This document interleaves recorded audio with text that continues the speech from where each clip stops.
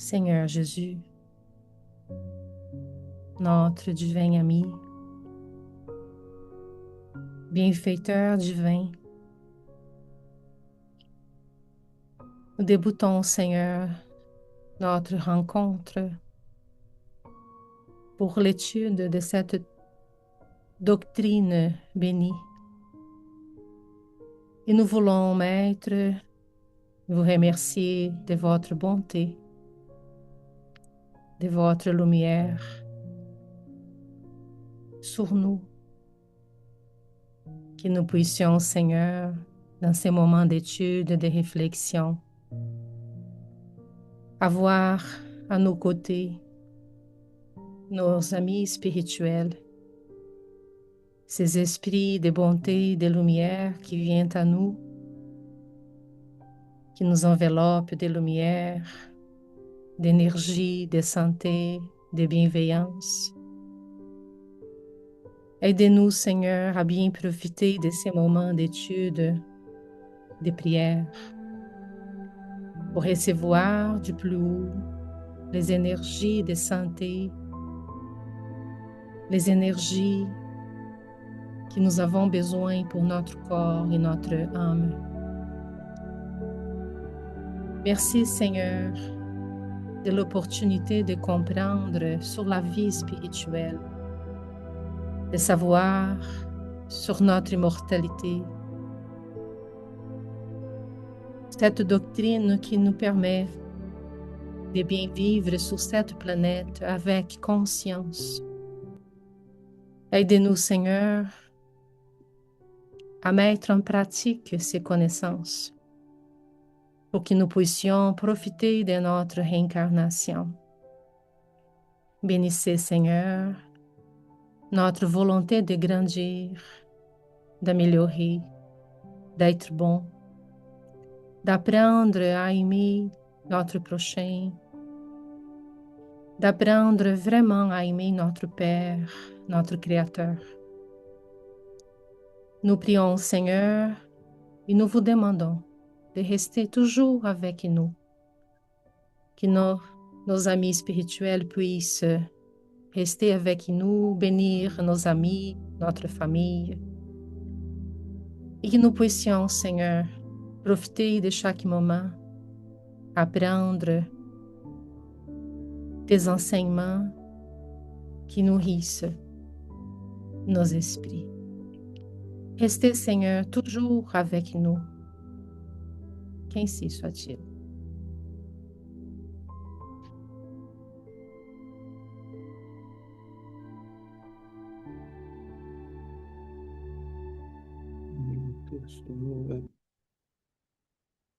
A leitura. Bon, on va partager les textes.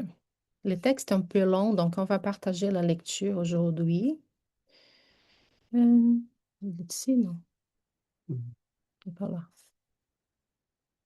Juste un instant. Un instant, parce qu'il faut les placer.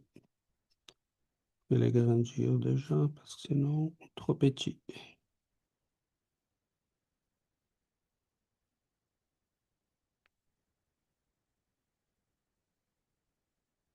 Yuri, est-ce que tu peux lire les questions dans le livre des esprits, s'il te plaît?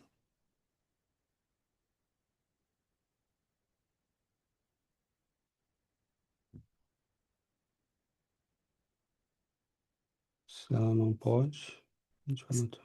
Oui, Sébastien va lire. Sébastien va lire? Sinon, Nathalie. C'est mieux, Nathalie. Oui, oui. Vas-y, Nathalie. S'il te Je peux plaît. lire, pas de problème. Oui, oui. Je vais juste l'agrandir. Parfait. Thème. De loin.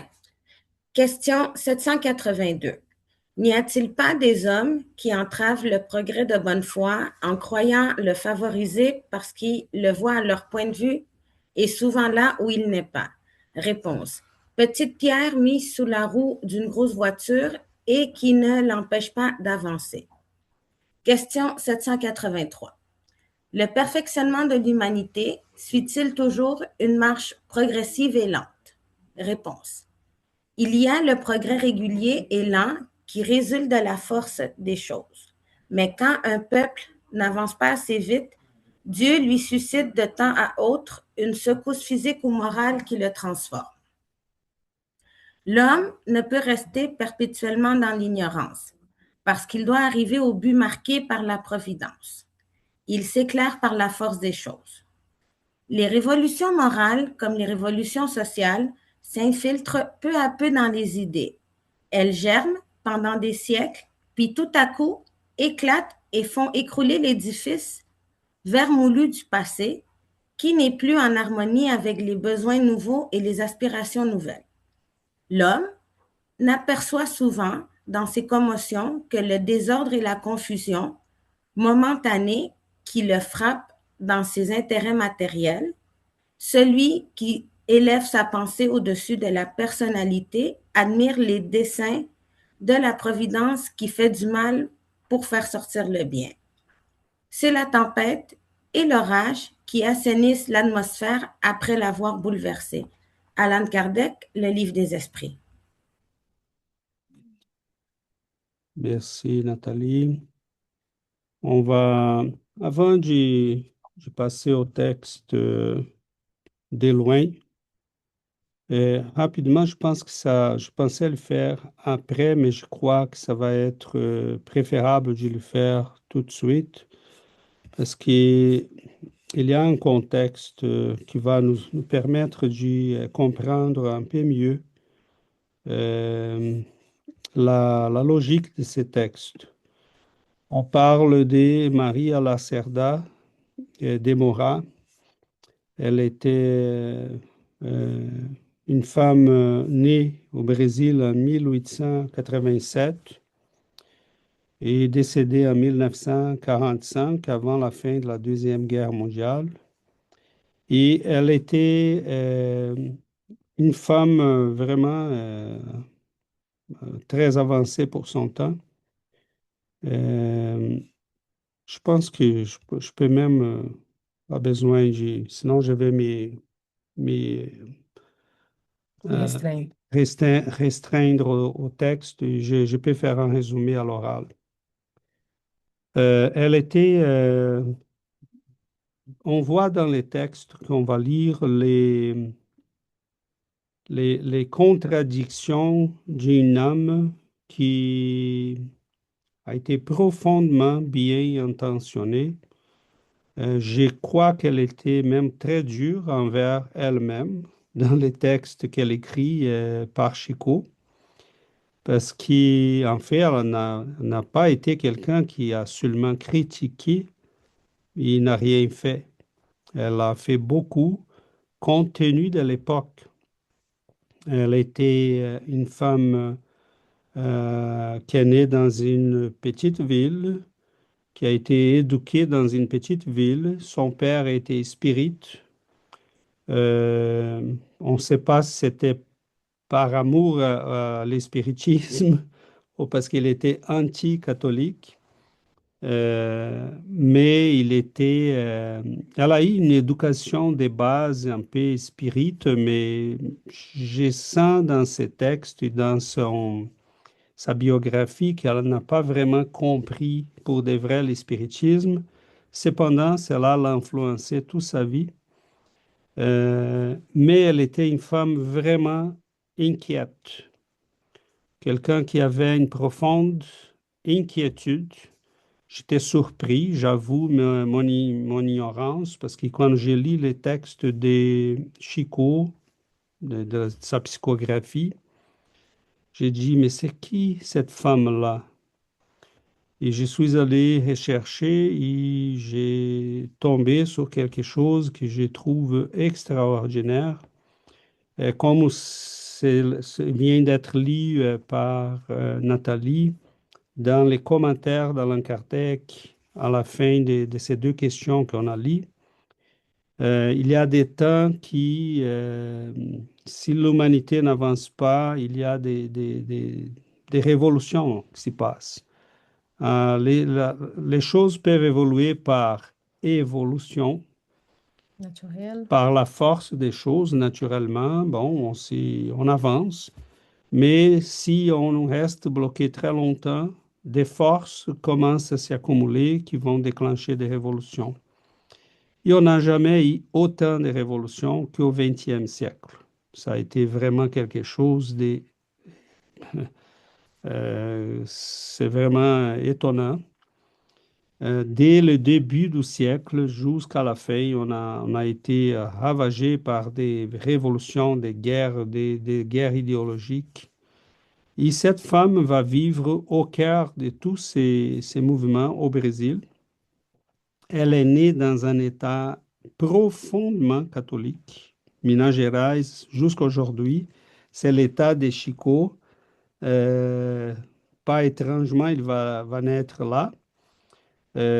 Et c'était vraiment, jusqu'à aujourd'hui, c'est très catholique. Donc, l'influence de l'Église est très présente à Minas Gerais, mais elle va, depuis, peut-être déjà par l'influence de sa famille, de son père, elle commence, et après, elle commence à entrer en contact avec des gens qui étaient à- engagés dans ces mouvements libertaires, révolutionnaires. Et elle commence à entrer en contact avec eux. Il les envoie de la littérature. Elle commence à lire. Elle va lire la théosophie. Elle va lire les positivistes. Elle va lire les grands philosophes. Elle va lire les révolutionnaires de l'époque. Et elle tombe en amour avec tout ça. Elle a commencé à écrire à 23 ans pour les journaux de sa ville et ailleurs. Elle va s'engager dans les mouvements, elle va à São Paulo, elle va s'engager dans les mouvements des travailleurs, des féministes, mais mais elle avait chez elle une profonde contradiction, parce que doucement, elle devient comme une anarchiste individualiste. Et elle voulait être libre même des partis, des factions, des mouvements. Donc, elle va participer au mouvement féministe, mais elle va s'éloigner de ces mouvements. Elle va adhérer au communisme, mais elle va s'éloigner du communisme parce qu'elle était pacifiste. Donc, si on lit son credo, c'est très intéressant. C'est comme une affirmation de ses croyances. Elle va dire, ici sont les femmes du mouvement féministe dont elle a participé quelque temps. Ici, elle va dire son programme de vie ou son credo. euh, S'abstenir de toute fonction publique, qu'elle soit administrative, judiciaire ou militaire. Ne pas être maire, juge, policier, fonctionnaire, homme politique ou bourreau. Ne pas accepter des postes susceptibles de nuire à autrui. Ne pas être banquier, intermédiaire commercial, exploiteur des femmes, avocat ou exploitant des travailleurs.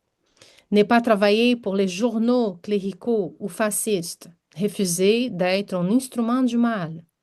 Sacrifier son corps si nécessaire, chose indifférente ou stoïcien, afin de ne pas sacrifier la raison, la liberté intérieure ou la conscience. Ne pas dénoncer, ne pas juger, ne reconnaître aucune idole, ne pas tuer. Résistance active, action directe, nouvelle tactique révolutionnaire de résistance suprême au mal, non-violence. donc voilà. C'est quelque chose d'extraordinaire. C'est une femme d'action, mais elle a refusé la violence. Donc c'est pour ça qu'elle va s'éloigner du Parti communiste. Euh, Elle était liée au mouvement féministe qui voulait les suffrages, les votes pour les femmes, mais elle disait ça, c'est très peu. Ce sont les femmes riches qui vont se bénéficier de ça parce que les femmes pauvres vont continuer de voter si elles commencent à voter pour ce que les maris disent de voter. Elles n'ont pas d'instruction, elles n'ont pas des moyens d'y travailler. Donc, ça a été vraiment... Et elle a vécu à l'intérieur de São Paulo dans une communauté pendant quelques années qui ont été très prolifiques pour sa production intellectuelle. Elle a écrit plusieurs livres. Qui était une communauté qui était des ressortissants de la Première Guerre mondiale qui refusaient de s'y battre parce qu'ils étaient contre leurs valeurs. Ils ont fui l'Europe et il s'est ramassé au Brésil dans cette communauté. Son mari aussi était initialement un Brésilien, après ils s'étaient séparés. Et ils accueillaient des ressortissants de l'Europe qui voulaient vivre dans cette communauté. C'était une communauté qui personne n'était les boss, c'était un genre de kibbutz, comme on voit en Israël. Mais les gens étaient libres, les femmes étaient libres. Elle était pour la liberté sexuelle, mais pas pour la, ce qu'on voit aujourd'hui, hein. C'est la, La libération totale. comment on dit les mots, c'est la liberté pas excessive, il y a les libertinages. Et elle était, ben, une femme doit trouver l'homme qu'elle avait, elle doit choisir par son affection, pas par imposition, etc. Donc, elle était dans ces milieux très convulsionnaires, très...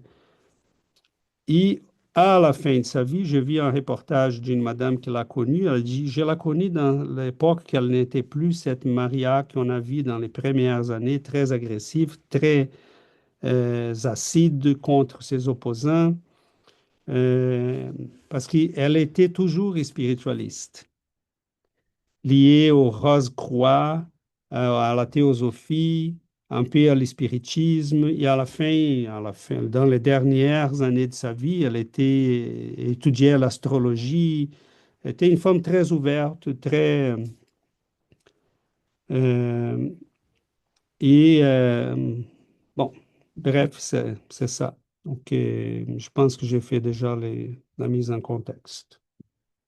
Donc, c'est pour nous aider à comprendre les textes. Donc, je vais partager ici. OK. Ici. Donc, les textes de loin. La mort n'est pas le miraculeux pays du rêve.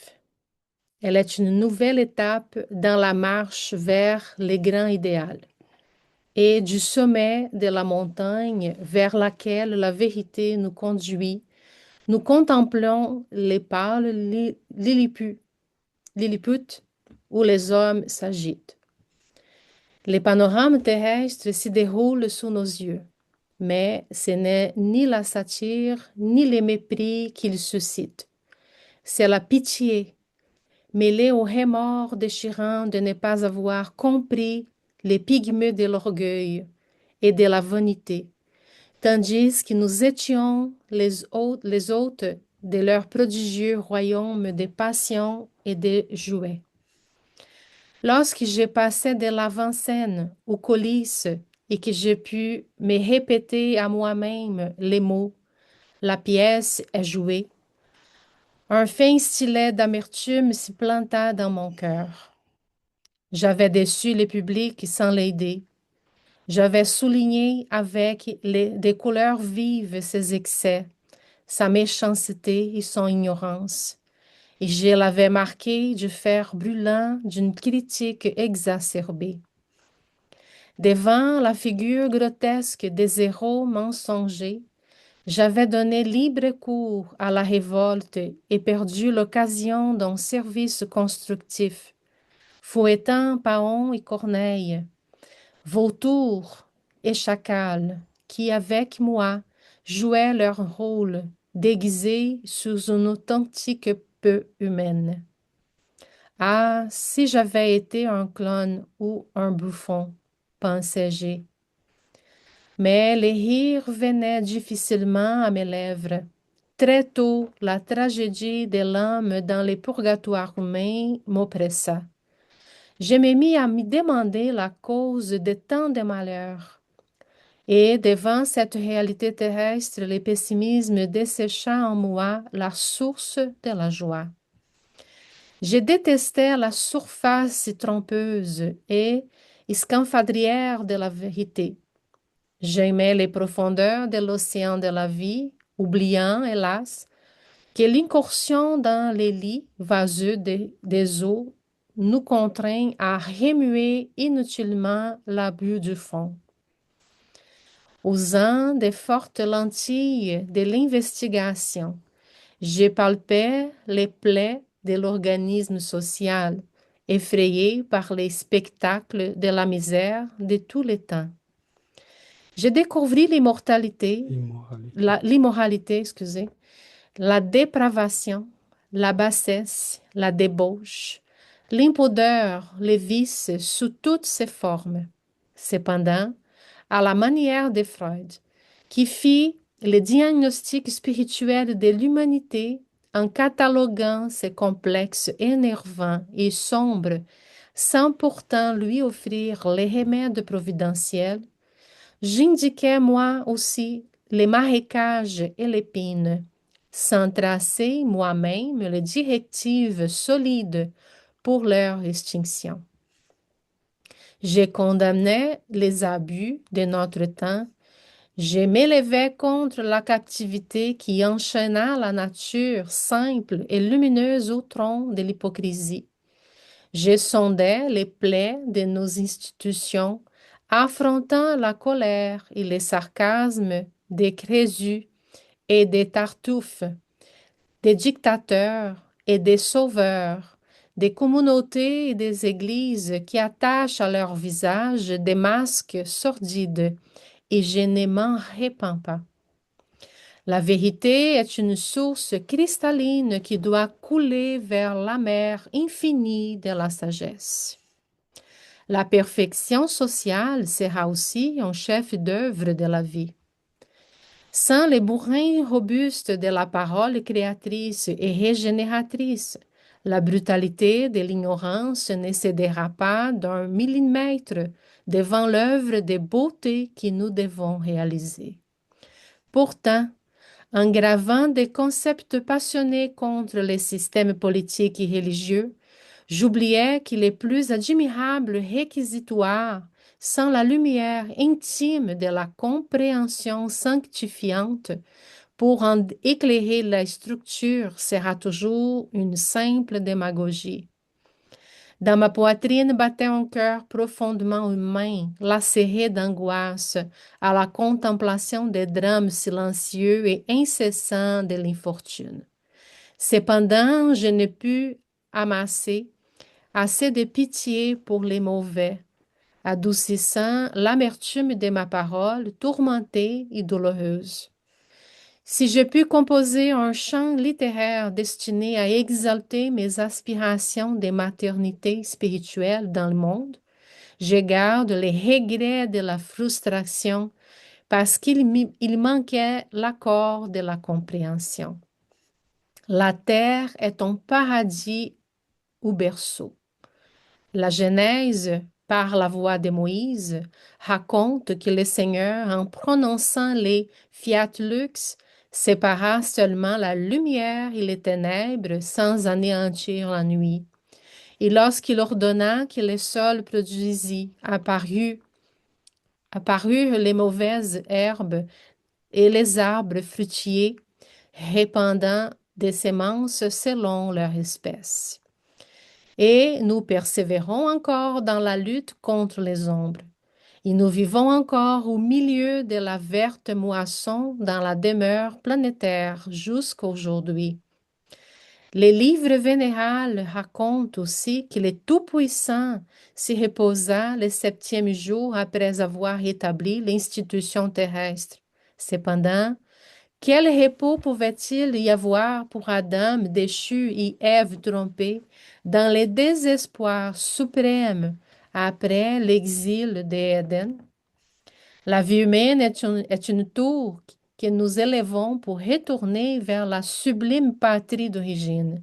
Mais nous devons tous cuire la rude brique de l'expérience et préparer de nos propres mains le ciment de la véritable fraternité, en les unissant dans l'édifice du perfectionnement commun. Alors, seulement nous saurons et conquérons le droit d'analyser lucidement les faits qui nous entourent. Sous cet aspect de la lutte, le travail que je prétendis accomplir fut incomplet. J'ai rendu un hommage sincère à la religion de l'amour et de la beauté Et j'ai cru au Dieu intérieur qui dirige nos rêves, mais j'ai servi avec vinaigre et fiel sur l'autel de mon culte. L'amour est le pardon infini, l'oubli de tout mal, la lampe du service silencieux envers tous, sans distinction, alimenté par l'huile invisible du renoncement édifiant. La beauté est bonté féconde, compréhension permanente, sérénité inaltérable de l'âme pour aider, sans restriction, tous les pèlerins de la régénération et de la douleur. Et les dieux intérieurs n'élèvent des trônes de lumière dans notre intelligence, qui lorsque nous plaçons leur Olympe dans les idéaux les plus élevés du plan sublime. Mais voici pourtant les cœurs de nouveau tournés vers la forêt humaine, non plus pour lui lancer les serpents, lui montrer les précipices ou arroser des pétroles de répugnance les marécages des misères sociales, mais pour raviver les fleurs qui hésitent à exhaler les parfums de la charité, accueillir les semences dans les greniers de la foi et panser les ulcères en soulageant le cœur blessé qui traverse ces lianes. Mais voici les yeux fixés sur l'avenir, aspirant au travail et à la patience, afin d'aider tous les compagnons des pèlerinages dans les douloureux chemins du perfectionnement. Je perçois enfin le sublime héritage de tous les idéalistes et de tous les martyrs, des penseurs et des philosophes sacrifiés. Je sens maintenant la grandeur du fardeau glorieux de tous ceux qui se sont immolés pour que les progrès communs conquièrent une goutte de paix ou une frange de lumière. Je comprends aujourd'hui l'empoisonnement de Socrate, la souffrance de Jean Hus, les bûchers de Giordano Bruno, l'extermination des Servais, l'exécution des Bailly et les sarcasmes lancés au front de tous les champions de la prospérité spirituelle du monde. Surtout, je comprends aujourd'hui les bois du Christ, qui cimenta par la sueur, le sang et les larmes l'édifice de la solidarité mondiale. Et en pensée, me jetant à terre sur les sols austères de l'ancienne Jérusalem, d'il y a près de 2000 ans, j'ai m'agenouille entre les divins restaurateurs, élevés au poteau infâme, et la foule ironique digne de compassion, et je m'écris, animé d'un nouvel élan pour la vie renouvelée. Seigneur, que j'ai respecté et admiré parmi les héros sanctifiés dans les ombres de la terre, et que je cherche aujourd'hui à aimer de toutes les fibres de mon cœur, ouvert au soleil de la vérité, où est la croix rédemptrice que je dois ennoblir mes épaules. Maria Lacerda de Moura, dans le livre Falando à Terra, Psicographie de Chico Xavier, 1951.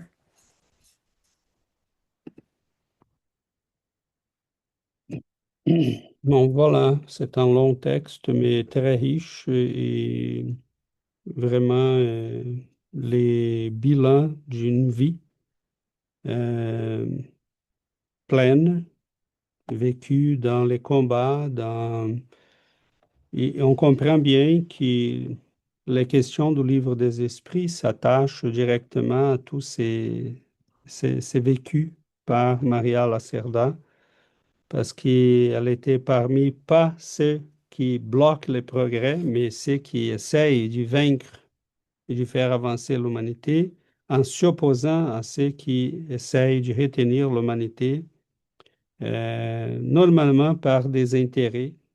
C'est ce qu'on voit plus souvent. Des gens qui peuvent bloquer tout un pays, toute une civilisation parce qu'ils veulent que les choses restent comme ils veulent. parce que cela les intéresse. Et on est en face, je ne sais pas si vous avez remarqué, peut-être pas, parce que c'est très nuancé la manière dont elle a dit, mais elle a dit, peut-être je peux les retrouver rapidement. Au début du texte, elle disait, euh, devant la figure grotesque des héros mensongères, j'avais donné libre cours à la révolte et perdu l'occasion d'un service constructif. Donc, c'est clair ici elle a compris devant même je pense que c'est ça qu'on constate aujourd'hui comme résultat de plusieurs décennies de ces mouvements libertaires. Ils avaient sa place, ils avaient son moment, mais elle va souligner aussi la cause pour laquelle ils ont toujours abandonné ou ont été kidnappés par des forces qui voulaient en fait faire exactement l'opposé de ce qu'ils disaient dans ses discours. À un moment donné, elle va dire, euh, pourtant, en gravant des concepts passionnés contre les systèmes politiques et religieux, j'ai oublié que les plus admirables réquisitoires, sans la lumière intime de la compréhension sanctifiante pour en éclairer les structures, sera toujours une simple démagogie. Donc, c'est ce qu'elle va constater en fait, hein. Elle a oublié l'élément essentiel, c'est la transformation de l'homme. Tu peux plaider par les changements, tu peux bâtir de nouvelles structures, tu peux donner des droits à ceux qui n'ont pas de droits, tu peux, oui, tout ça c'est légitime. Et c'était correct, c'était nécessaire. Mais tant qu'on ne change pas l'homme, c'est ça qu'elle n'a pas peut-être compris dans tous ces combats. Même en les faisant plusieurs fois chez elle, parce que dans sa biographie, on voit qu'elle va évoluer, elle va changer, à un moment donné, elle était déçue et elle a dit, on ne peut pas éduquer les gens, on ne peut pas changer la société, parce qu'elle commence à se rendre compte que toutes les organisations, tous les systèmes étaient toujours corrompus, mais corrompus par quoi? Par un être humain qui on n'a pas éduqué. Et c'est cet élément qui manque, hein. C'est pour ça que quand on voit le reflet de tout ça aujourd'hui, on voit quoi? Des milliers de jeunes qui s'impliquent pour les causes de l'environnement, mais qui utilisent toujours les conforts, les plastiques, les autos, et qui ne sont pas capables d'aider sa maman, nettoyer sa chambre.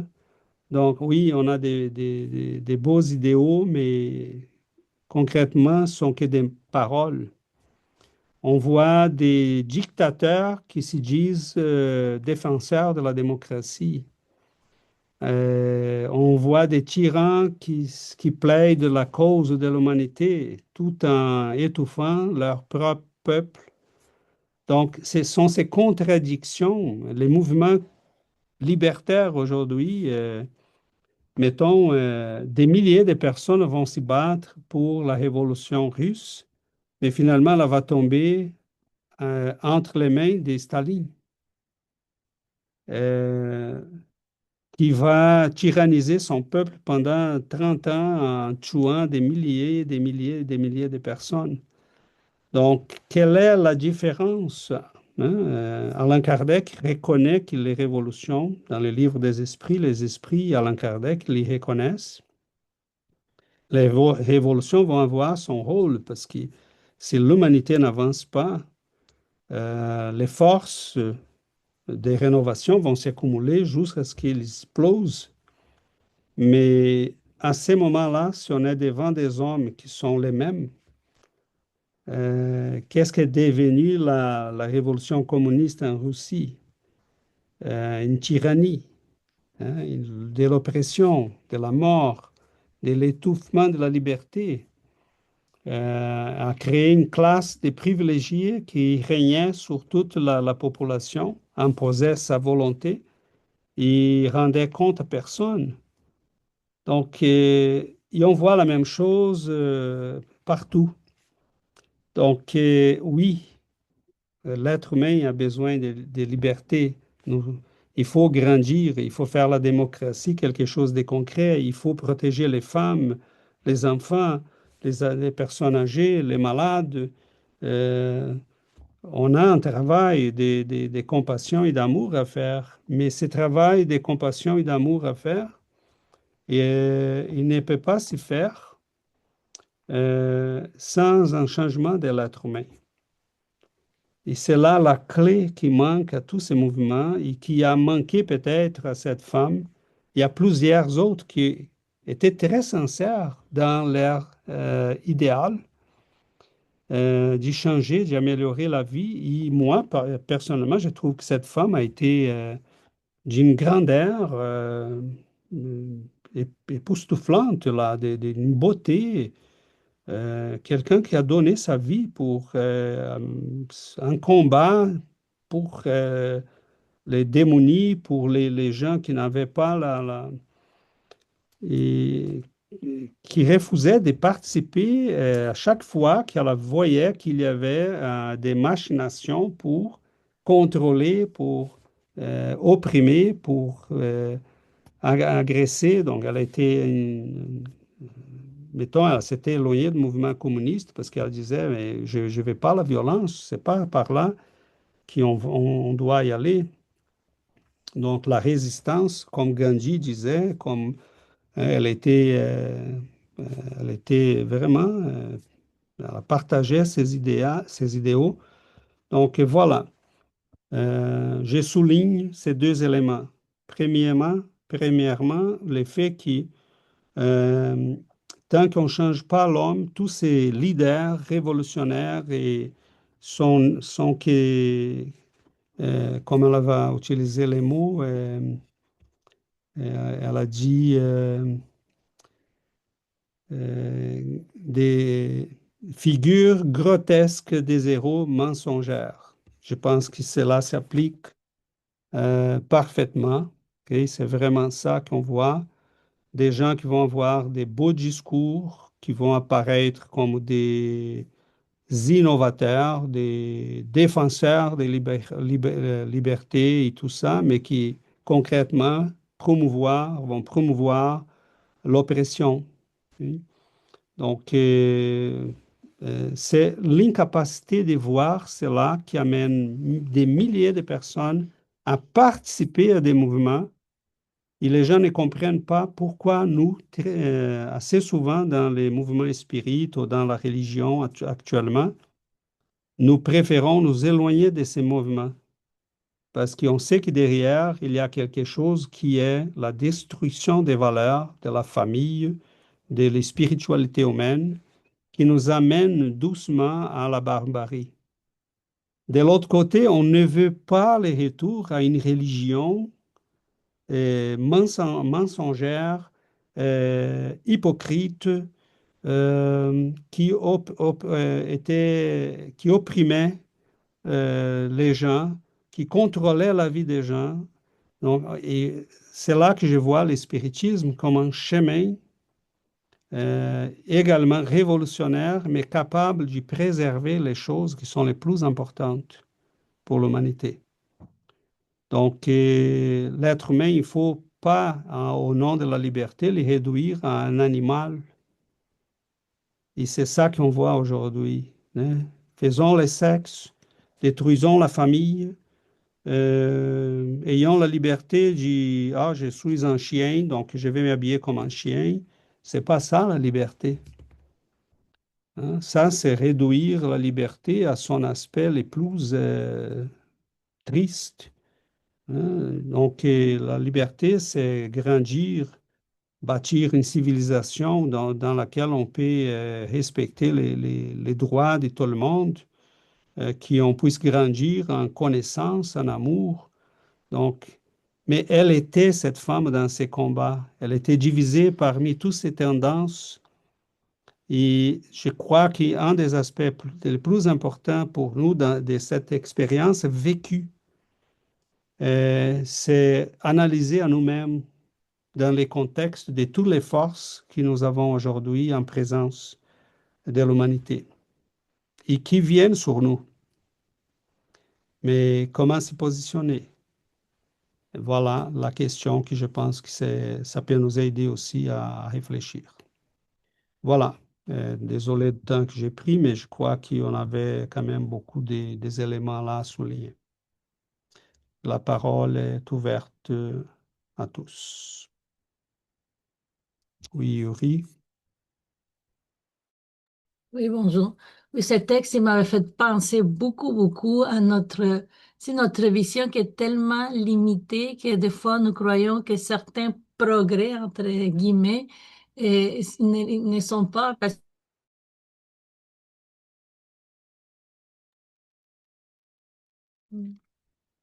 On a perdu Yuri. Ou c'est ici? Tout le monde nous avons perdu. Ah, donc c'est ici probablement.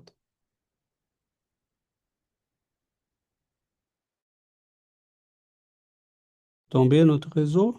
idées révolutionnaires finalement. Tu sais, et comme tu sais, notre monde est saturé des idées, mais tu sais, comme tu as dit tantôt, les contradictions où ça paraît que ce sont de bonnes idées, mais ils ne le sont pas vraiment parce que la plupart sont vraiment incomplètes, sont en déséquilibre et puis dangereuses. L'autre fois, j'ai écouté une vidéo, puis la vidéo, il disait, OK, suis tes désirs, sois ton propre Dieu, l'univers est à tes pieds. Tu sais, comme quelqu'un qui n'a pas une connaissance, il peut dire, oh, ça c'est beau, c'est moderne, c'est libérateur, mais si on va comme plus au fond, en fait, c'est le pur, c'est l'égoïsme qui finalement est déguisé en spiritualité. Finalement, tu sais, c'est comme dire on tourne le dos à tout le monde, on pense qu'en son propre bien-être. Et tu sais, l'Internet ou les médias, c'est plein de ça. Tu sais, comme on pense à, ah, c'est l'évolution personnelle, mais mon Dieu, c'est combien de mouvements, comme tu as dit, tu sais, qui ont décidé que ça peut être pensé, OK, c'est la justice, c'est l'égalité, c'est la liberté, mais ils finissent par le contraire, la division, la violence et tout ça. Alors pour nous, je pense que c'est porter très attention. Tu as dit comment se positionner, mais je pense que c'est ça, c'est porter attention à ce que nous voyons, à comprendre que nos idées sont limitées ou que notre vision est pas, on n'a pas le complet, puis voir les conséquences parce que c'est pas les idées qui manquent dans notre monde. Ce qui manque, c'est la capacité de les rationaliser finalement, de penser aux conséquences et voir jusqu'au bout, là, tu sais. Mais pour nous, je pense que c'est une question de faire très attention puis d'aller plus loin de ces idées révolutionnaires pour le moment. Merci. Merci beaucoup, Yuri. Dominique. Oui, bonjour les amis.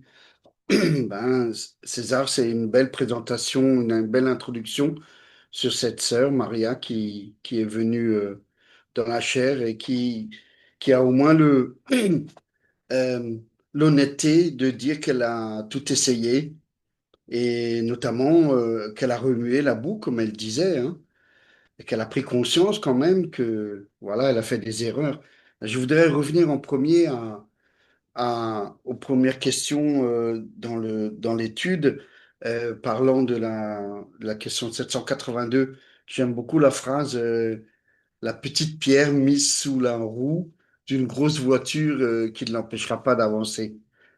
Si on médite là-dessus, c'est journalier. Cette phrase, elle nous sert à tous les jours.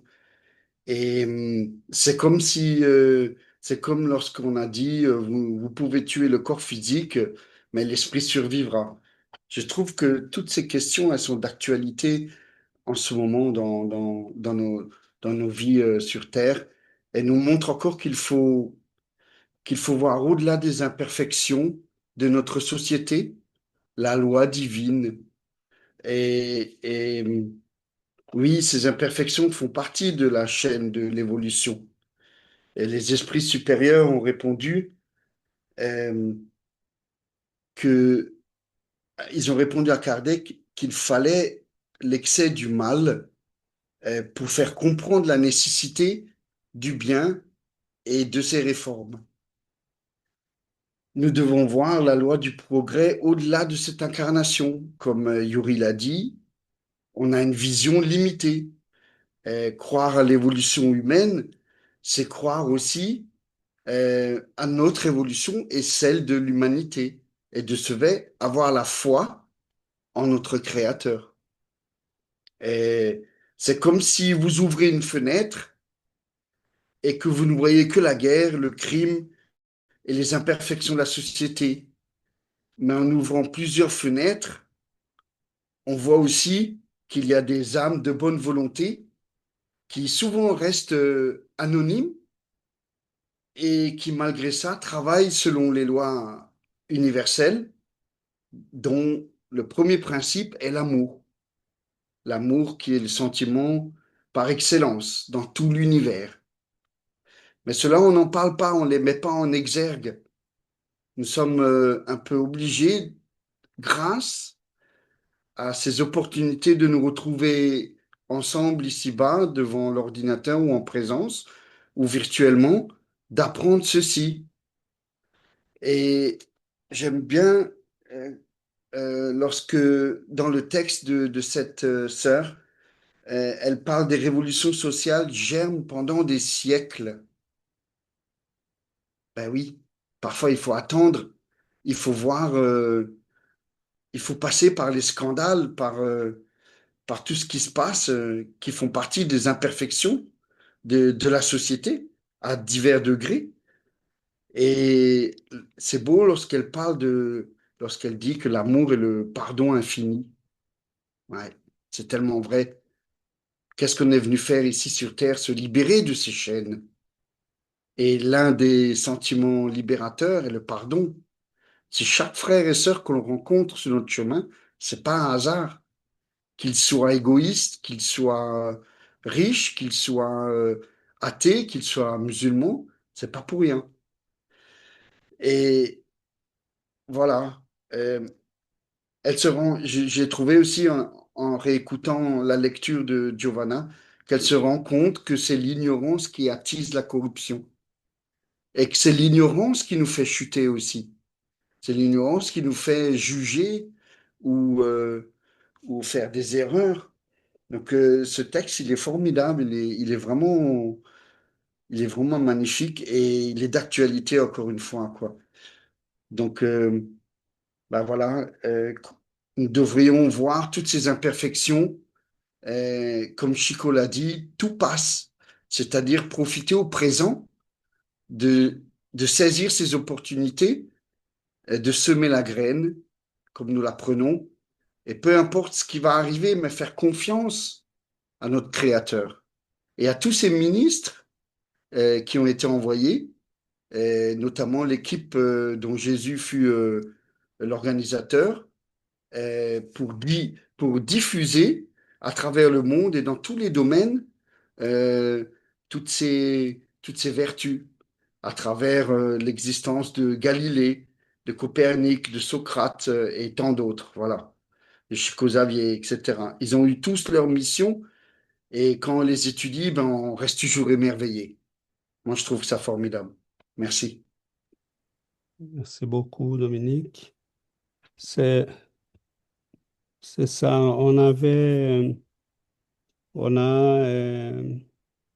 a besoin d'analyser, je dirais, parce que quand on parle des connaissances, c'est exactement là que nous avons l'élément clé qui manque. Qu'est-ce qui amène les supposés révolutionnaires à devenir des tyrans? Parce qu'ils visent le monde, la matière. C'est ici et maintenant. Qu'est-ce qui amène les dictateurs en place ou les systèmes en place J'ai insisté sur la voie qui n'est pas la bonne. C'est parce qu'on regarde quelle est aujourd'hui, maintenant, la matière, le pouvoir ici et maintenant. Quand on a une connaissance qui nous amène à réfléchir que la vie n'est pas la matière, que le temps n'est pas seulement le temps d'une vie, mais l'éternité, que nous avons et nous ramassons les conséquences de nos actes, que nous sommes responsables de notre destinée, que nous allons répondre de ce que nous faisons pour envers nous, envers l'autre, envers la vie. La dimension de notre compréhension s'élargit et, en conséquence, notre capacité d'action s'élargit. Pourquoi Chico a refusé toujours de participer à des mouvements comme ces mouvements-là? Parce qu'il il avait compris que ces mouvements, ben, tant qu'on ne change pas l'être humain, ils vont toujours tomber dans les mêmes pièges. Les supposés révolutionnaires, au début du processus, dedans, lui, il y en a toujours les tyrans, l'égoïsme, l'orgueilleux, la vanité, les maladies qui n'ont pas été guéries. Et tant qu'il y a le pouvoir de manifester son monde intérieur, mais qui était Staline au début de sa carrière? Il était un membre du parti, un homme profondément ignorant, euh, qui volait des banques. Il donnait l'argent au parti.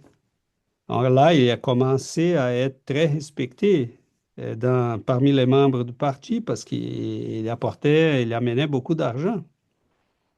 Mais qu'est-ce qui a changé chez cet homme-là quand il est arrivé au pouvoir? Rien. Il continuait d'être un voleur et assassin. Et pourquoi il allait changer? Il n'avait aucune raison. Donc, sa vision était, ben, il faut le pouvoir. Si je ne l'ai pas, une autre va l'avoir. Donc, tant mieux, c'est moi. Et c'est comme ça que ça se passe. Donc, peut-être ce que Maria a compris à un moment donné, c'est que tous ces beaux mouvements tombaient toujours dans les mauvais sens parce que finalement, mais elle ne comprenait pas pourquoi. Donc, elle s'est éloignée. Elle participe du mouvement féministe, mais les féministes étaient des madames euh, à la fine pointe de la société qui voulaient les suffrages, les votes. OK, c'est important qu'on ait les votes, mais qui va éduquer ces femmes? Qui va lui rendre vraiment la liberté à voter, c'est vraiment être libre. Donc, elle a questionné beaucoup plus. Elle était vraiment capable de voir très loin par rapport à son époque, même parmi ceux qui étaient des supposés révolutionnaires et qui faisaient quelque chose de bien.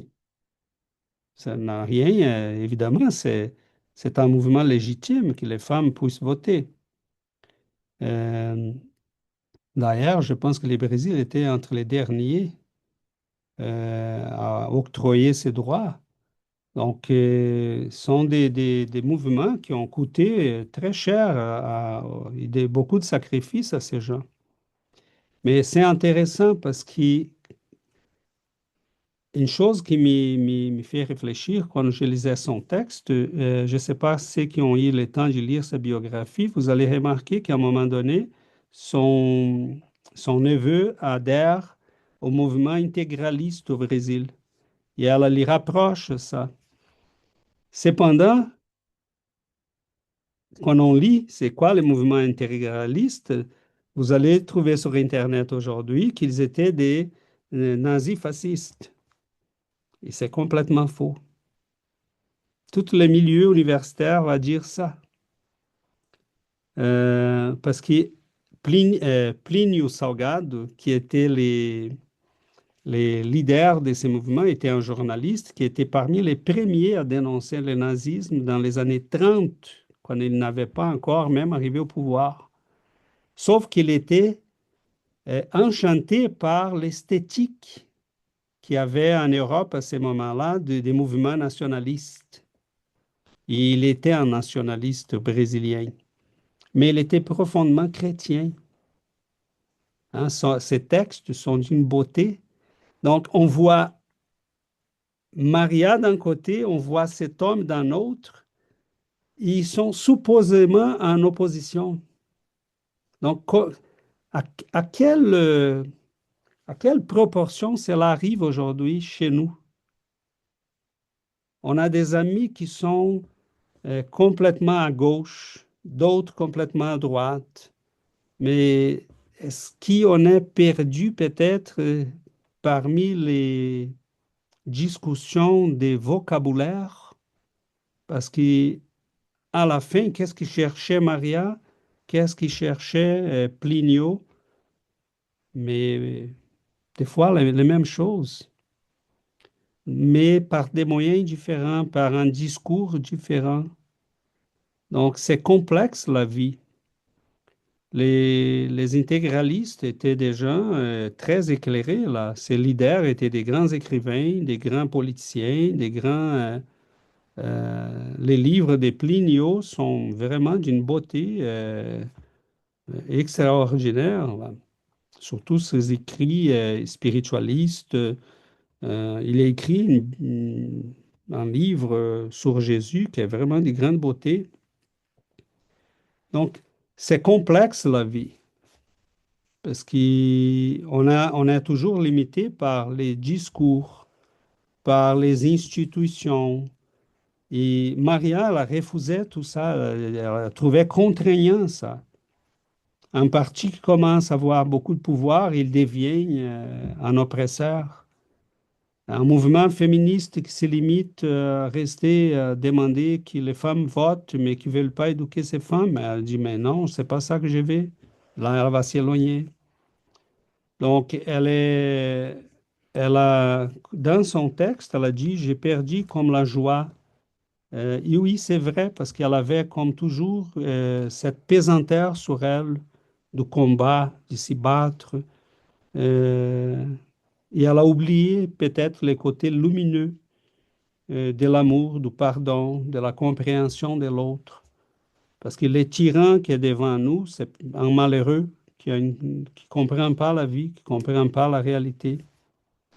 Donc, à quel point la connaissance spirite que nous portons aujourd'hui, elle est une connaissance libératrice, comme disait Jésus. Hein. Vous connaîtrez la vérité et elle va vous libérer. Euh, et je crois que c'est vraiment ça qu'Allan Kardec voulait nous offrir avec la connaissance spirite. Parce que c'est une connaissance qui nous permet d'analyser les choses sans tomber dans les excès. Le spiritisme nous permet d'analyser les choses tout en restant logique, avec le bon sens, euh, en ramenant toujours à l'équilibre. Et c'est ça qui manque. Hein. On a trop des exagérations partout. Des gens qui sont en train de plaider les retours à un catholicisme euh, avec aucun changement. Là, on a des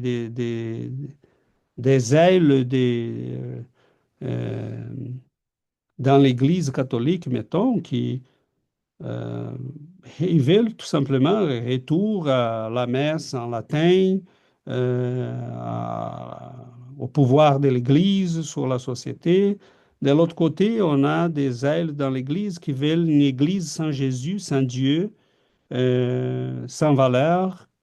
Euh, c'est de la folie, là, ce qu'on voit. Et toujours l'exagération.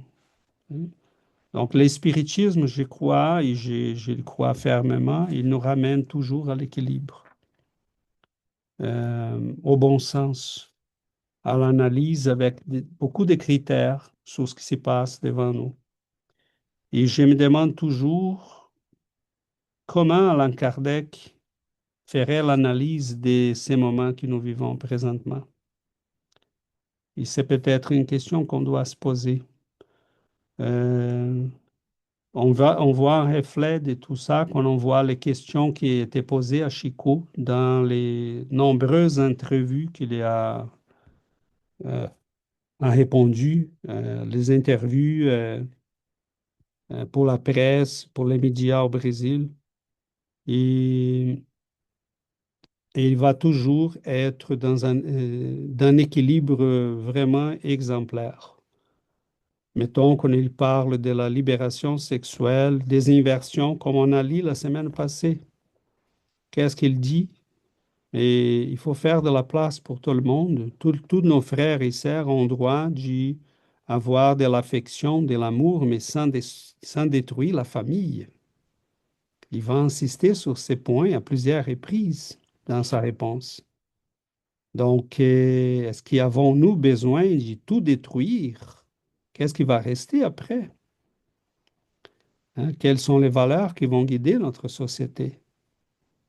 Hein, on veut détruire, mais OK, et pour bâtir quoi? Hein? Dominique? Oui, César. Et si on examine chaque phrase qu'elle dit dans le texte, on peut méditer et en parler des heures, parce qu'en fait, elle a tout essayé dans la vie et elle s'avoue elle-même que le travail accompli fut incomplet, qu'elle a remarqué qu'il y avait toutes ces dissonances et toutes ces imperfections de la société. Et mais nous aussi, on le voit nous-mêmes, spirit, et c'est naturel et humain. On se pose la question quand on voit parfois des frères qui sont responsables d'un grand pays et qui ont la responsabilité de tant de frères et tant de sœurs sous leur gouvernement. Pourquoi on ne comprend pas aussi pourquoi parfois les bons ne prennent pas et restent timides, comme dans une question du livre des esprits. Et ça nous amène à la patience, à avoir la foi en notre Créateur et la patience. Et à propos de la patience, je suis allé chercher le livre. Il y a un passage qu'un esprit ami qui est Johanna de Angelis, qui a écrit dans l'Évangile selon le spiritisme, qui dit soyez patients, c'est une charité aussi que la patience, et vous devez pratiquer la loi de charité enseignée par le Christ envoyé de Dieu. La charité qui consiste dans l'aumône donnée aux pauvres est la plus facile des charités, mais il en est une plus pénible et conséquemment bien plus méritoire. C'est de pardonner à ceux que Dieu a placés sur notre route pour être les instruments de nos souffrances et mettre notre patience à l'épreuve. Elle est belle cette phrase. Et en fait, si on s'imprègne de cette phrase comme un devoir ou comme un réflexe quotidien, il est beaucoup plus facile euh, justement d'augmenter cette foi et d'essayer d'acquérir, de la travailler au courant de cette existence pour aimer notre prochain au-delà des apparences et quel que soit le handicap physique ou psychique qu'il a ou la façon dont il interprète les phrases ou le texte ou les pensées différentes des nôtres. Voilà. Mais vraiment, ce texte, il faudrait qu'on le scinde en plusieurs parties pour l'étudier parce que une heure, ça ne suffit pas. César et Giovanna, les amis. Mais il est d'une beauté, d'une profondeur, mais il faut prendre le temps. Il faut être patient pour, à chaque phrase, de s'arrêter, comme Léon Denis disait, prenez un chapitre, lisez-le et méditez dessus. Posez-vous des questions et vous comprendrez mieux le sens de ce chapitre. Bien sûr, je parle des livres qui élèvent nos pensées, hein. Et voilà, et c'est formidable. Voilà, je voulais rajouter ceci à propos de la patience qui m'est venue d'un seul coup, parce que elle est nécessaire dans cette existence terrestre. Nous qui étudions, on voit au-delà, et en fait, nous devons aussi voir la loi du progrès au-delà de cette incarnation et comprendre qu'il y a des missions, des étapes qu'on a souhaité franchir lors de cette vie terrestre. qu'on a programmé avec notre guide, avec les esprits protecteurs, les esprits guides, avant de descendre, se réincarner. Et donc voilà, il faut travailler cette patience et ben voilà, le travail est long hein, et fastidieux. Voilà, merci. Merci Dominique. Yuri? Moi aussi, j'avais trouvé ça beau comme le processus qu'elle a vécu tout au long parce que c'est comme, oui, elle s'est rendue compte qu'il était incomplet son travail, mais là aussi, comme, tu sais, on dirait qu'elle entamait comme le processus d'évolution dans le sens que elle s'est rendue compte du mal qu'il a fait, c'est-à-dire qu'elle était comme un petit peu inutile son travail. Par la suite, elle a eu comme les regrets et après, elle a eu comme tu sais, comme un petit peu la confession, parce qu'elle a dit, j'ai servi avec vinaigre et fiel. Tu sais, elle s'est rendue compte. Est venue la compréhension, tu sais, comme elle dit à la fin du texte, je comprends avec les bois de Jésus, tu sais, comme tout qu'est-ce qu'il a fallu pour arriver à cette compréhension-là. Puis à la fin, elle demande aussi de réparer parce qu'elle dit, ah, ben moi aussi, je veux un petit peu les bois ou la croix de Jésus pour réparer mes fautes. Oui, elle s'est rendue compte une fois qu'elle est rendue de l'autre côté, mais quand même un beau processus qu'elle a vécu de prendre connaissance et de redemander à la réparation. Puis et le spiritisme, c'est ça qui nous dit, tu sais, on étudiait un texte dernièrement qu'il fallait, la seule chose que Dieu demande, c'est le repenti puis la réparation. Donc, je pense que c'est très beau. Puis, les textes aussi m'avaient fait penser beaucoup un petit peu à Paul de Tarse quand il parle, quand il dit, tu sais, que j'ai toutes les langues des hommes, des sens. Si j'ai pas l'amour, ben, je suis comme un cymbale qui retentit. Tu sais, si je sais qu'elle a fait de bonnes choses, puis qu'elle a marqué l'histoire, puis tout ça, mais en même temps, comme qu'elle dit dans son texte, elle avait besoin de cet amour pour comprendre, parce que finalement, elle avait jugé les autres, mais sans comprendre que eux qui font tout ça, c'est celui-là qui souffre le plus. Donc, c'est comme un petit peu les deux ailes qu'Emmanuel nous parle, l'intelligence et le cœur, l'intelligence, l'amour, l'intelligence et la moralité, qu'on apprend qui la doctrine nous enseigne qu'il ne marche pas tout le temps au même rythme, mais à un moment donné, comme, il balance. À un moment donné, il arrive à cet équilibre-là qui ont besoin pour voler haut. Donc, ouais, je trouve ça beau. Merci. Merci beaucoup, Yuri. Oui, nous avons, moi je crois, comme je disais, qu'elle se jugeait d'une manière très dure encore, parce que concrètement, toute sa vie a été un combat pour les bonnes choses. Et les gens qui font rien, mais ça risque, tu n'as pas des erreurs, parce que tu fais rien. Donc, s'était battue toute sa vie pour ses idéaux, pour ses valeurs, et elle a fait de belles choses, mettons, pendant les temps qu'elle vivait dans cette communauté libertaire, révolutionnaire à São Paulo. Elle a éduqué les enfants.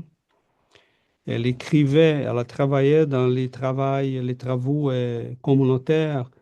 On faisait un peu de tout. Elle vivait dans une petite maison tout simple, comme si elle était un homme du champ, là, des gens qui travaillaient dans l'agriculture à l'intérieur du Brésil à ce moment-là. C'est d'une grande beauté, d'une grande vérité, sa vie. Euh, et elle a refusé les titres, les reconnaissances, tant que les gens commençaient à l'applaudir, elle s'y méfiait, elle disait, mais si je suis applaudi, ça veut dire que peut-être je suis sur la mauvaise voie, là, parce que et elle va dire ça dans de ses livres-là, qui a été très applaudi, qu'elle écrivait sur l'éducation. Elle dit, peut-être je suis en train de renforcer ce qu'elle a. Elle était toujours très autocritique, très... Et Dominique a tout à fait raison, ça serait un texte pour lire très attentivement, parce que chaque phrase a un sens lié à sa vie et à sa nouvelle vie dans la vie spirituelle, en face de la découverte de ce qu'elle savait déjà, parce qu'elle avait eu quand même une formation spirite, mais à un moment donné, elle a dit dans son autobiographie, j'ai quitté le dogmatisme spirit aussi. Parce que probablement, comment le spiritisme a été fait, quel genre de spiritisme elle a connu dans son enfance et sa jeunesse. On sait qu'il y en a beaucoup des centres spirites qui étaient presque une église, parce qu'on était tous issus de l'église. Donc, les pratiques spirites étaient très imprégnées de ces vécus-là. Comme en Europe, très imprégné du scientificisme, parce que c'est les côtés, comme aux États-Unis, les pratiques spiritualistes vont s'imprégner de l'aspect commercial. Mais il faut faire quelque chose à vendre, parce que c'est leur mentalité. Donc, mais si elle avait étudié peut-être profondément le spiritisme, et à la fin de sa vie, je crois qu'elle est revenue parce qu'elle étudiait la théosophie, elle était enchantée par la connaissance, mais elle n'a peut-être jamais compris que tous ces combats seraient toujours à risque d'échec, comme on les constate d'ailleurs, parce que le centre du problème n'est pas touché, qui c'est le changement de l'homme. Et écoute, ça suffit d'y regarder. Qu'est-ce qui se passe avec nous? Quelqu'un nous donne un petit pouvoir, on devient un petit dictateur. C'est impressionnant.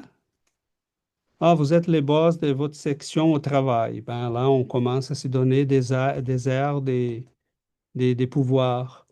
Euh, vous êtes les responsables de telle chose. Ben là, on commence à croire qu'on est vraiment.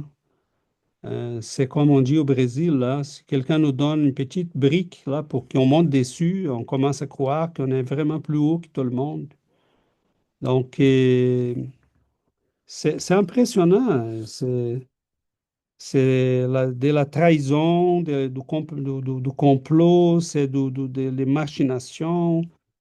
Parce que l'être humain continue d'être un être humain. Tu es dans un centre spirit, deviens directeur des. Mais tu commences déjà à agir comme un petit dictateur. Mais tu es dedans, en centre, mais tu veux être obéi. Hein. Donc, c'est impressionnant, là.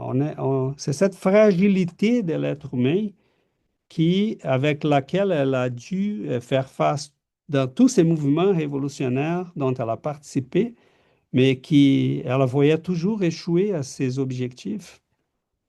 Parce que concrètement, on ne touchait pas au centre de la question. Est-ce qu'on doit se concentrer sur améliorer l'être humain et oublier tous les combats? Non, il faut faire les deux choses. Hein. Il faut faire avancer la société, parce qu'elle a dit aussi dans une des phrases, là, le travail d'amélioration sociale, c'est quelque chose qui nous appartient à tous, mais quelle est une bonne partie de ces travaux? C'est l'amélioration de nous-mêmes. Et tout à fait, Dominique, c'est un texte d'immense actualité, très actuel. Et je me demande comment on est privilégié dans les mouvements spirites d'avoir ce genre, parce que ça, c'est une femme qui a vécu toute une vie et qui vient faire un compte-rendu.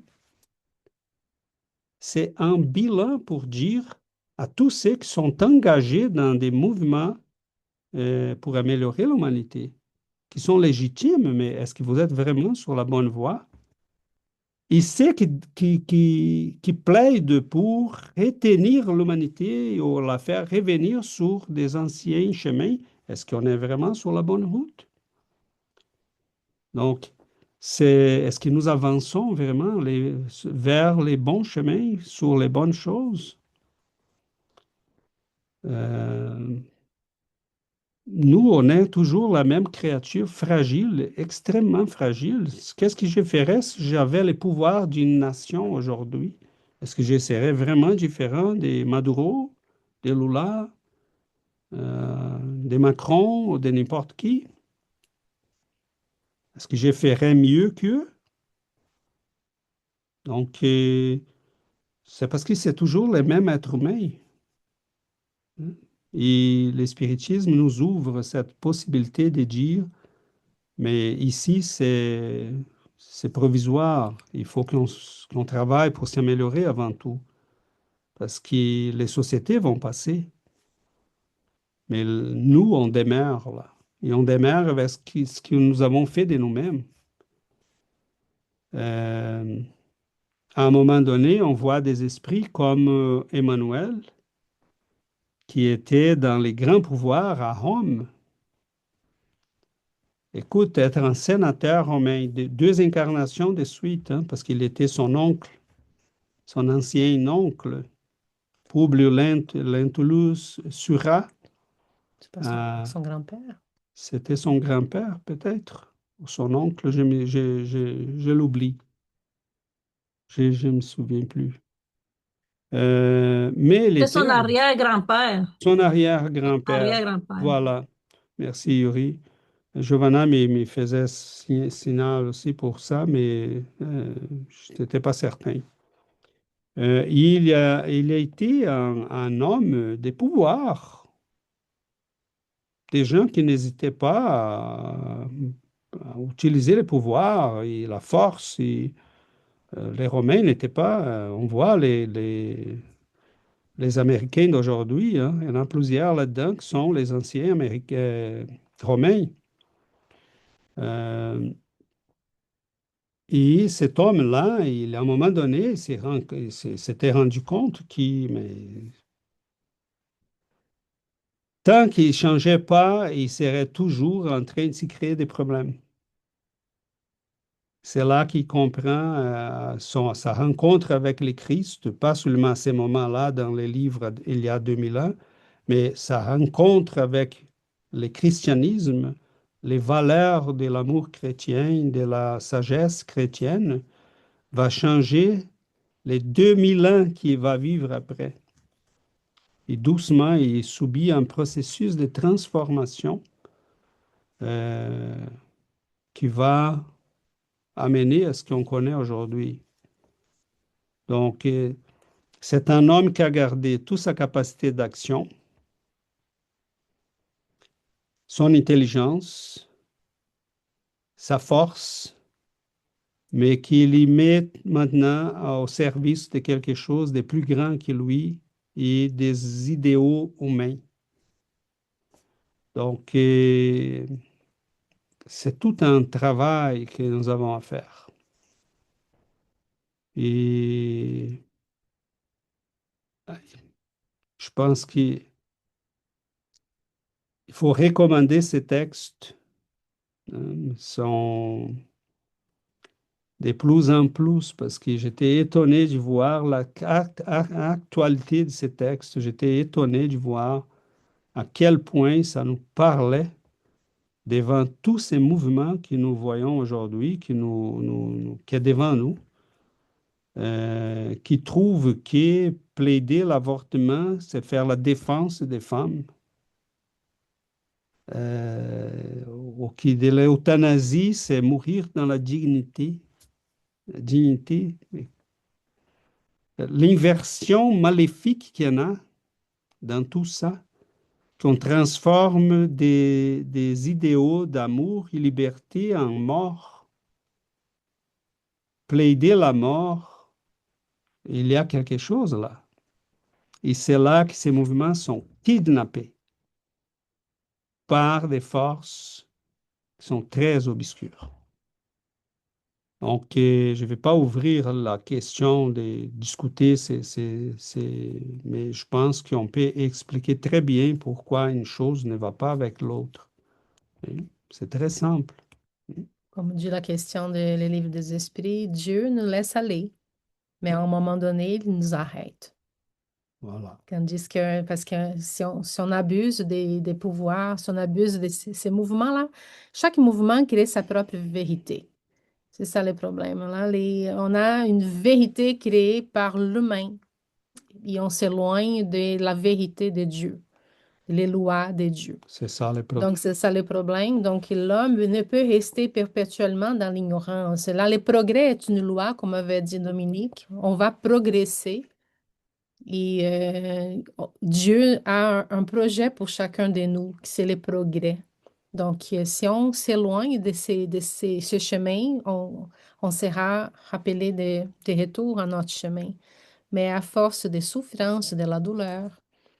Donc, avec l'étude, on comprend qu'on doit, en étudiant, on commence à lire ces mouvements d'une façon. Donc, c'est qu'est-ce qui, chaque mouvement cherche donc à obliger à une vérité humaine. Donc, il faut qu'on soit capable de lire ces vérités et de s'éloigner parce que nous qui étudions les spiritismes, on commence à comprendre c'est quoi la vérité. Donc là, quand Jésus dit cherchez la vérité, vous serez libre. Donc, c'est la vérité divine. Donc, connaître la vérité divine, c'est notre objectif pour qu'on puisse profiter de ces mouvements qui sont aussi, qui font partie de la croissance sociale, du développement social et de la société. Mais on doit s'éloigner parce que, comme dit dans son propos de vie de cette femme, on doit s'éloigner de tout ce qui nous amène à faire du mal. Donc, c'est faire du bien, profiter de chaque opportunité pour faire du bien, à aider, à pardonner, à respecter. Donc, mais c'est quoi les mal, il faut savoir. Voilà, notre temps file et je dirais comme dernier mot, euh, l'ignorance est toujours un danger. Et l'ignorance des deux côtés. Celle des gens qui plaident le retour à quelque chose qui, voyons, il faut avancer. Il ne faut pas revenir sur une société des années 50, 40, 30, fermée, obscure, limitée, ouverte seulement à une partie de l'humanité. De l'autre côté, on a des gens qui plaident la destruction pure et simple. Et des deux côtés, on voit l'ignorance. Parce que on en étudie, on comprend que euh, ça suffit de voir qu'est-ce qui s'est passé. Si on étudie l'histoire, hein, on voit à quel point des idéaux qui ont été très beaux au début sont devenus du sang, de la guerre, de la mort. Donc, il faut trouver un chemin qui nous amène à grandir comme personne et faire grandir la société en temps et en même temps qu'on grandit comme personne. Et c'est là les blocages, hein. Donc, je trouve merveilleux la compréhension d'Allan Kardec à ce sujet. Il était un homme qui cherchait, qui plaidait pour les changements, l'avancement de l'humanité, qu'on soit capable de surmonter ces vieilles structures des pouvoirs qui étaient en place à son époque et qui encore sont là. Quelques-unes changées par ses opposés, mais qui sont si contraignants qui étaient les autres. Donc, être capable d'analyser les choses et de s'y placer de manière convenable. Je vois des gens dans le spiritisme brésilien qui vont dire mais non, il faut qu'on soit du côté des minorités, mais oui, mais ces mouvements ont été kidnappés par des gens comme des politiciens corrompus à l'extrême. Donc, pour défendre ces mouvements, la personne croit qu'elle doit défendre ses politiciens. Mais non, je veux une société libre qui avance, qui soit ouverte, démocratique,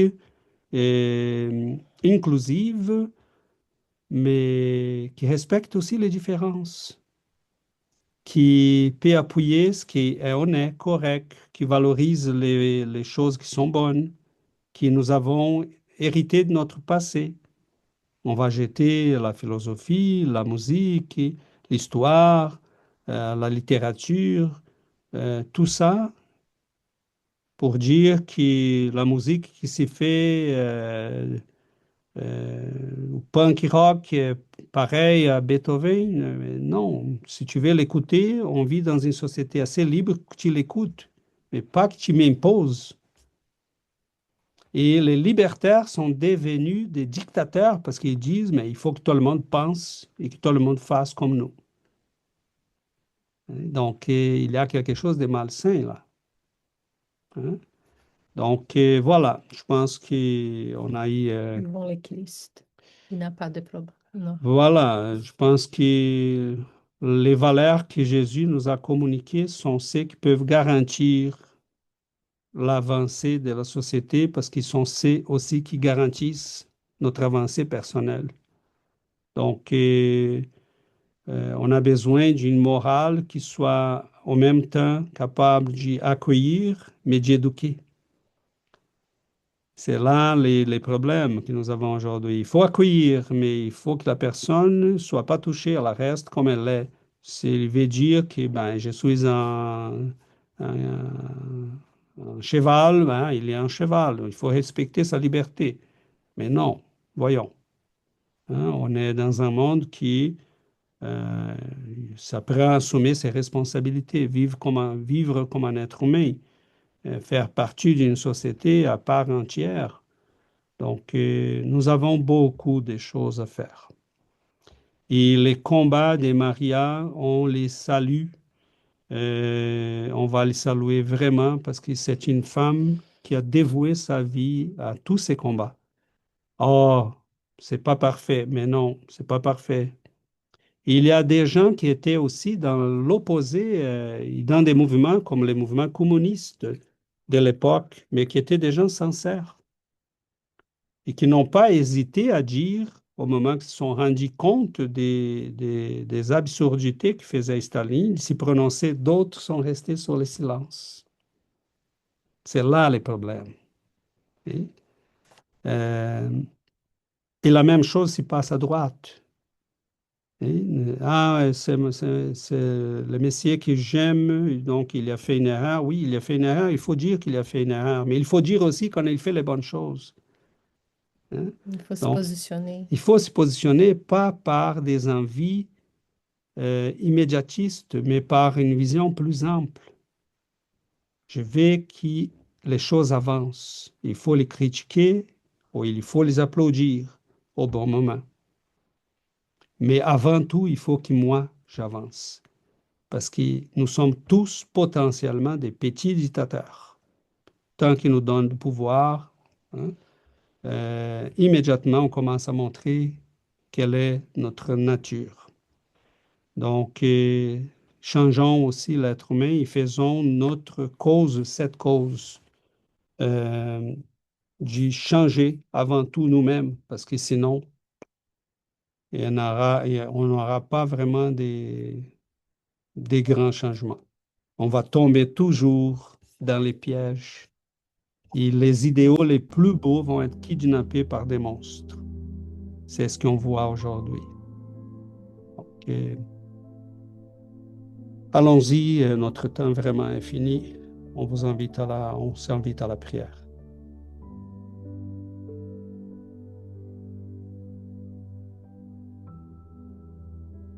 Chers amis, prenons le temps de prier et d'inviter ces forces les plus hauts à nous entourer, à venir pour nous ramener à cette vision plus élevée, à cette compréhension plus haute, que nous puissions regarder de plus haut les temps qui passent, la vie que nous vivons, la beauté de ces moments et sa petitesse, que nous puissions comprendre l'opportunité qui nous est offerte de grandir, d'avancer. À quoi nous servent toutes les victoires sur cette planète si l'homme que nous retrouvons à la fin, c'est le même du début? Aidez-nous, Seigneur, à vivre la vraie révolution que nous n'avons pas vécue encore, celle de changer à nous-mêmes, de faire face aux monstres qui habitent notre âme et qui contrôlent toujours nos vies, nos pas, notre destinée. Aidez-nous, Seigneur, avec votre amour, votre force, votre lumière, votre compassion, à que nous puissions finalement vaincre l'être ancien qui habite toujours nos cœurs. Nous vous remercions, Seigneur, de ces moments d'étude, de réflexion, ces moments où nous avons la possibilité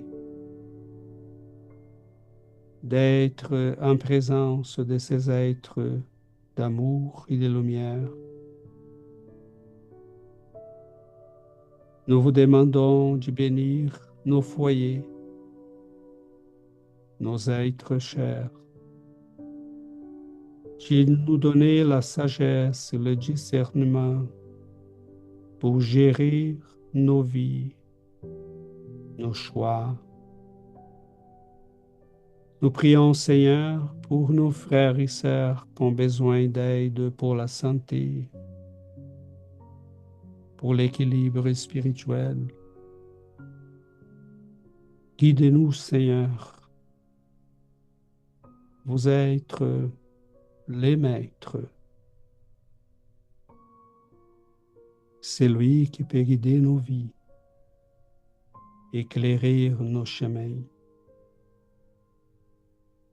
et donner un sens profond et vrai à tous les combats que nous menons à ces moments précis de notre évolution. Merci, Seigneur. Aidez-nous à grandir, à apprendre, à avancer. Nous vous remercions de votre amour. Nous remercions nos chers amis spirituels. Merci infiniment de ces moments. Merci, Seigneur. Ainsi soit-il.